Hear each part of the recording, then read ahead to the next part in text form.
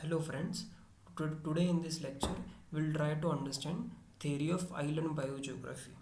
Okay, so this theory of island biogeography, it mainly tries to explain the factors which are responsible for species richness upon an island, or more specifically it tries to explain the species richness upon an isolated habitat. Okay, now suppose we have one mainland here. Okay, so this is mainland and we have island.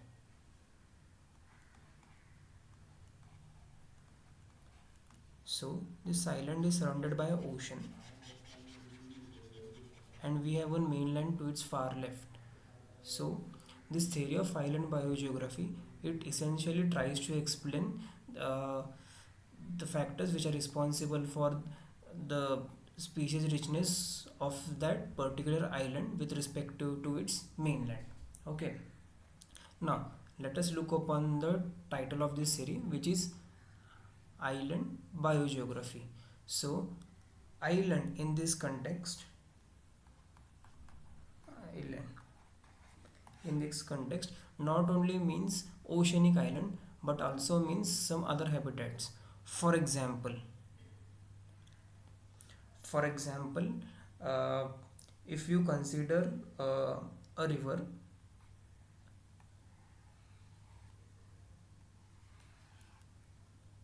this is river. Okay, and if you consider a pond, so even though being aquatic, this pond has been separated uh, from its main source, which is river. Okay, so in this case the river is its mainland while the pond is island. Let us try to look upon another example. Suppose you have one mountain. Okay, now relatively the peak of the mountain, relatively it has been isolated from its low lying forest. Okay, so there is some amount of disconnectivity between the forest at the peak of the mountain and the forest which are continuous in the lower altitude. So now in this case the lower lying forest, they form mainland while the peak of the mountain is considered as island. Now understand the terms mainland and island. These are important terminologies in the case of island biogeography theory. So this was our first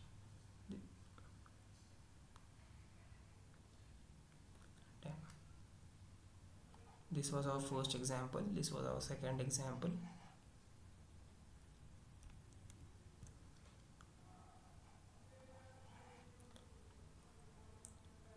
Let us try to take another example to clear off this concept. Okay, suppose you have one peninsular region here which is surrounded by ocean.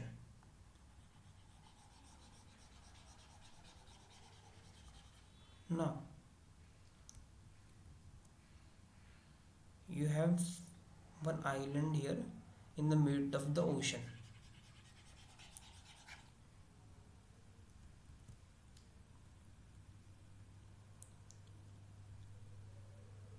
This is the island while this is the mainland.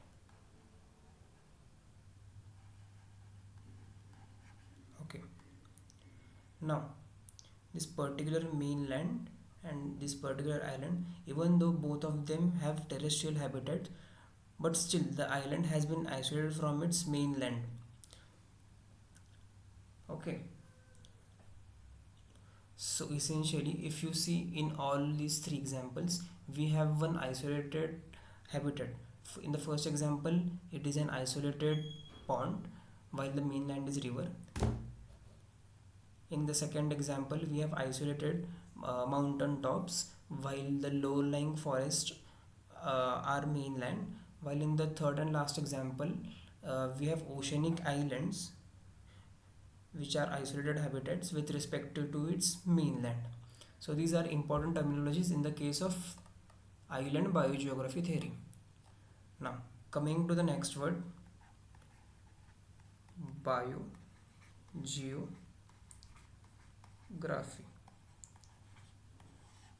So biogeography, it essentially deals with the study of species distribution.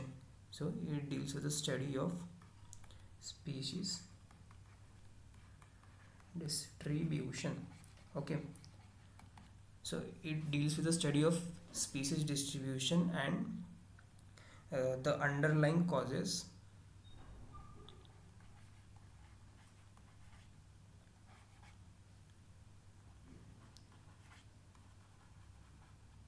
which are responsible for their respective species distribution. For example, we have certain species which are only found in certain part of the world and not in any other rest part of the world. For example, if this is Indian subcontinent, so you have certain species which are only found in this Western Ghats, and these species are not found in any other part of the world. So biogeography, it deals with the study of such questions, like why this species is found in only certain part of the world or not in any other part of the world. Okay, so in totality, the theory of island biogeography, it deals with the study of the underlying causes, the underlying mechanism responsible for the species richness upon an island. Okay, so this theory of island biogeography was put forth by MacArthur and Wilson as equilibrium theory of island biogeography. Okay, we'll later on come to this particular word equilibrium, what this has to do in this theory of island biogeography. Okay, so uh, so MacArthur and Wilson, they proposed that uh, the number of species an island can accommodate is determined by a balance between rate of immigration from mainland onto the island and rate of extinction from that island. Okay, now let us try to understand this proposal. So let us consider this as our mainland.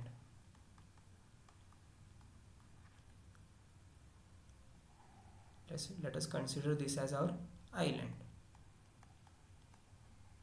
Okay, now what MacArthur and Wilson are trying to say is the number of species which are found on the island, it is determined by the balance between number of it is determined by the balance between rate of emigration of species from mainland onto the island. So rate of emigration of species from mainland to the island, and then the rate of extinction of species from the island. Okay,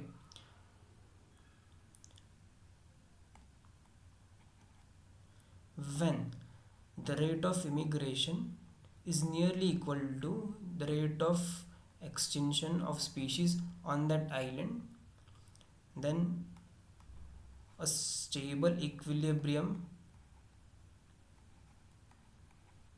has been attained. We'll see this graphically further on. Okay.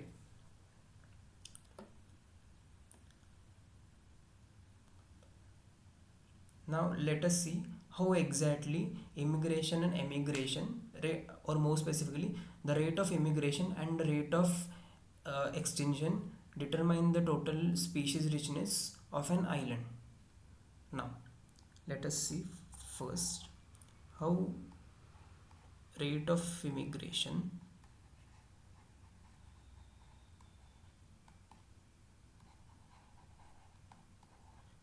underlies the total species richness found on the island. Okay, so immigration rate is nothing but the total number of species which migrate from the mainland onto the island in a given unit of time. Okay,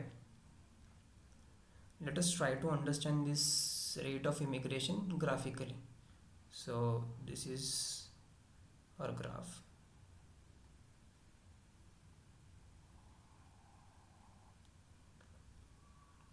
Okay, the x-axis is number of species on island.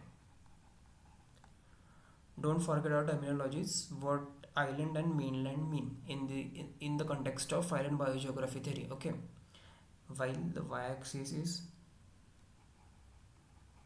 rate of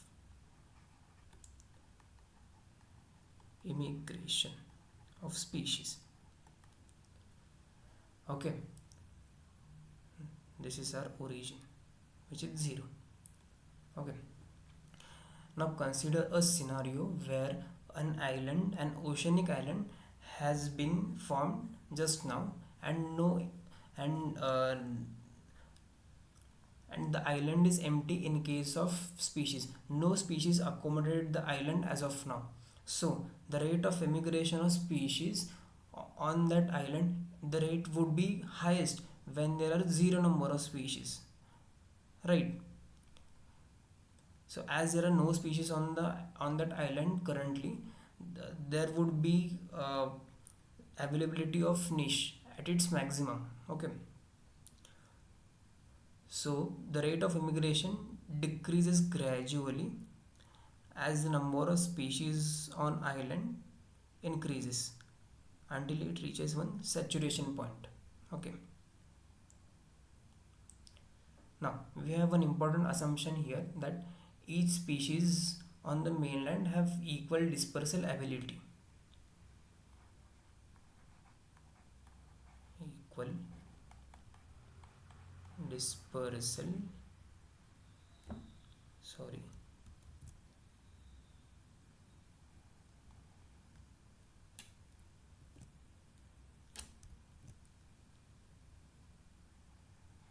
ability. Okay, so the rate of immigration, it decreases gradually as the number of species on island increases. Okay, now let us see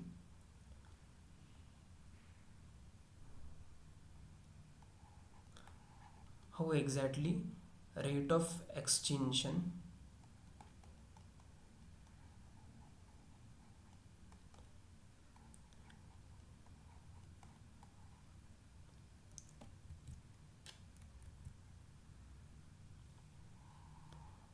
how rate of extinction affects the total number of species found upon the island. So let us try to understand this graphically.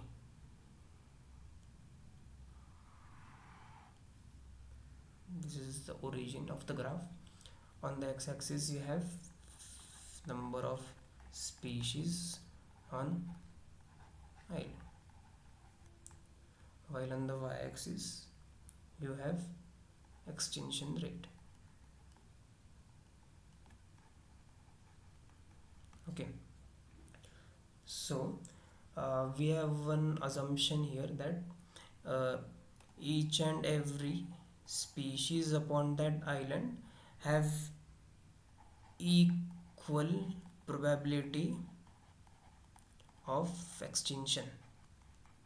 Okay, now the rate of extinction, it would be highest when there are maximum number of species upon that island, right?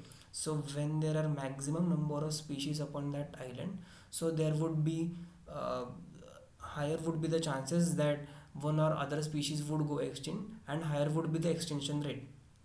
So the extinction rate, it would gradually decrease as number of species upon an island decrease, ultimately reaching zero. So when there are no species left on that island, you won't have any species which are left to get extinct. Okay.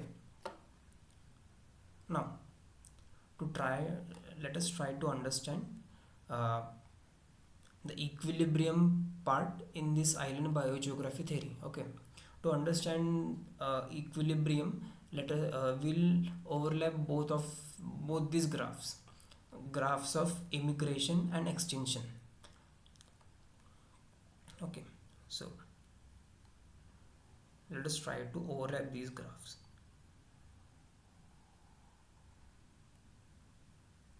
This is number of species on island. Now as we are overlapping both these graphs, now we have on the y-axis we will have rate of change in number of species.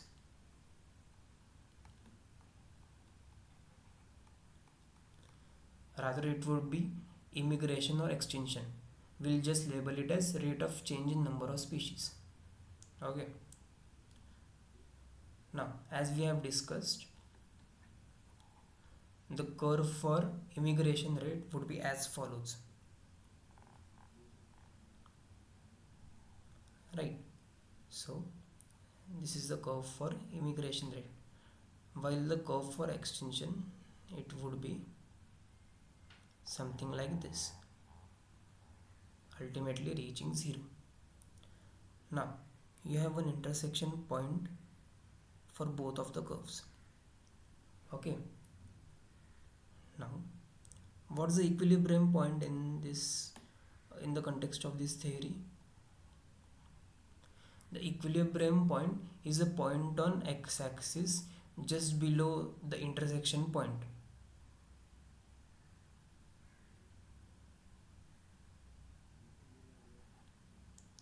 So the equilibrium point for this particular island would be this. So the equilibrium point is the point below the intersection point of both the curves. So this point would be relatively stable than any other point on the x-axis. So there is maximum possibility or maximum probability that the island would inhabit these many number of species. Okay. Now there are few factors which would affect the rate of immigration and rate of extinction.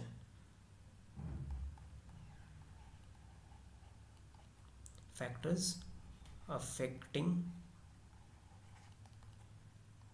immigration and extinction rate, which are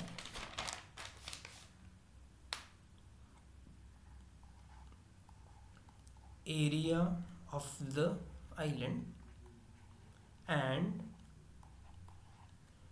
distance of island from the mainland.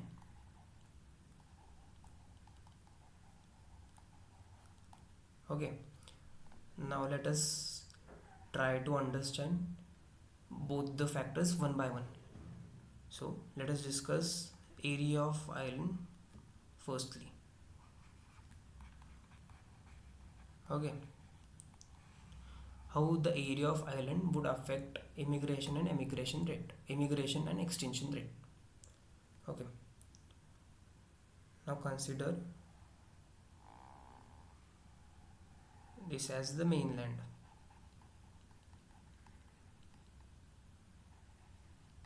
and then you have a couple of islands which differ in their area.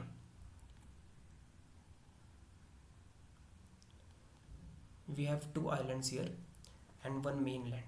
Okay, now this is the larger island, so let us label this larger island as L, while let the smaller island be S. Both of them are equidistant from the mainland. Now, as both of the islands are equidistant from the mainland, hence you would have equal immigration rate for both of the islands.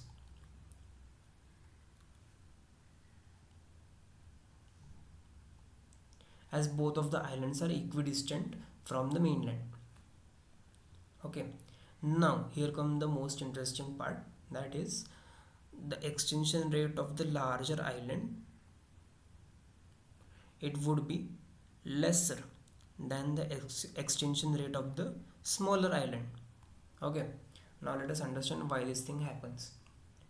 So the larger island, it would have higher amount of area as compared with the smaller island.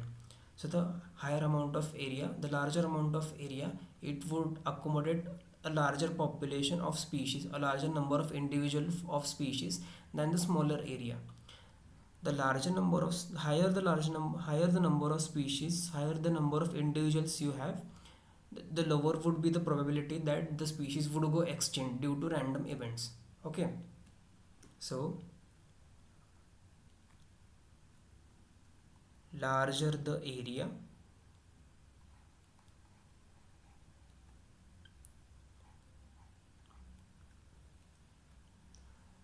greater the population size capacity you would have for that island. Greater the population size of species on that island, which will correspond to lower the probability of extinction due to random events. Okay, so for this particular scenario, you have same or equal immigration rate for larger and smaller island, and uh, you have differing rate of extinction, where the rate of extinction for smaller island is greater than the rate of extinction for the larger island. Hence, the total number of species, or the equilibrium point, the total number of species on the larger island would be greater than total number of species which would be found on the smaller island at any given point of time. Let us understand this thing graphically. Okay,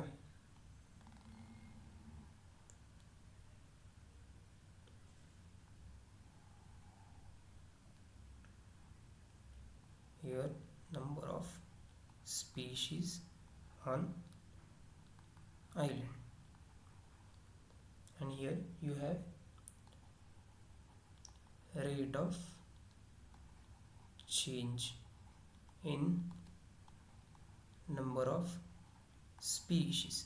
Okay, now as we have discussed, both of the islands, both the larger and the smaller island, it would have same rate of immigration. So we would be having same curve for immigration rate.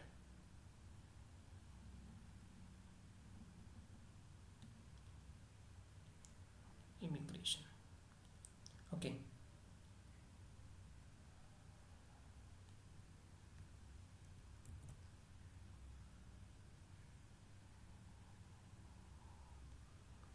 now as we have discussed, the extinction rate for the smaller island would be the extinction rate of the smaller island would be greater than the extinction rate of the larger island. Okay, Now let us draw the curves for the extinction rates.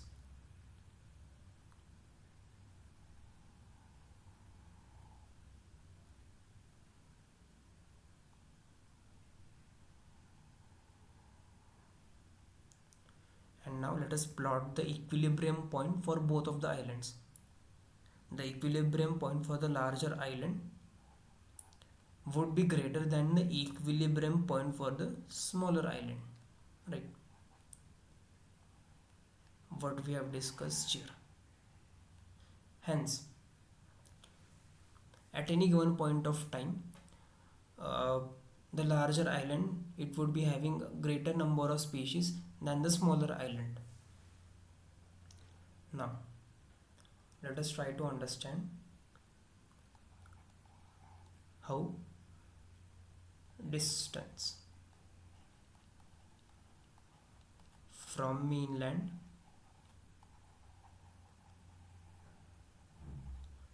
affects the species richness on the island.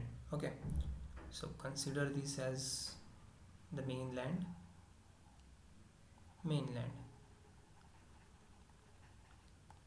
Now you have a nearer island and another island which is far away from the mainland. Given that both these islands are identical in their size, they are same in their size, total area or total size. Okay, so as this island is nearer to the mainland, we'll label this as N, while let the other island be F because it's far away from the island. So this is nearer to the mainland when compared to the other island which is far away. Okay, now the immigration rate for the nearer island would be greater than the immigration rate for the farther island. Okay, so as this island is nearer to the mainland, as the nearer island is relatively more near to the mainland, greater would be the probability that species from the mainland would would immigrate to this nearer island. Greater would be the tendency of the species to migrate, to immigrate to this nearer island. So the rate of immigration of the nearer island would be greater than the rate of immigration for the far away island. Okay, now the rate of extinction for nearer island would be equal to rate of extinction for the far away island, as both these islands are identical in their size. Okay, now the total number of species on the nearer island would be greater than total number of species which are found on the far away island. Let us try to understand this thing graphically.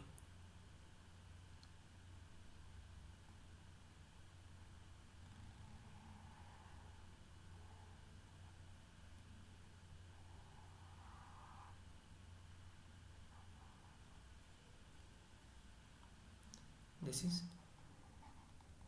rate of change in number of species, right? And this is number of species on island. Okay, now as we have discussed here, the rate of immigration for the nearer island is greater than the rate of immigration for the farther away island, right? So the rate of immigration for the nearer island is greater than the rate of immigration for the further away island. Let us draw the curves for uh, immigration rates for both the islands. Okay,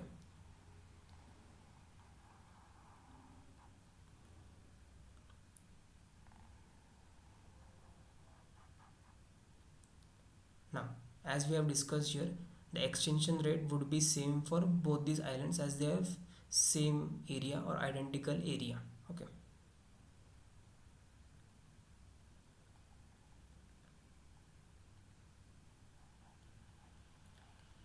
the curve for extinction, rate of extinction would be as follows. Now, as you can see here, the equilibrium point for the nearer island, it is greater than the equilibrium point for the further away island, which we have discussed just now. So at any given point of time, the total number of species found on the nearer island, it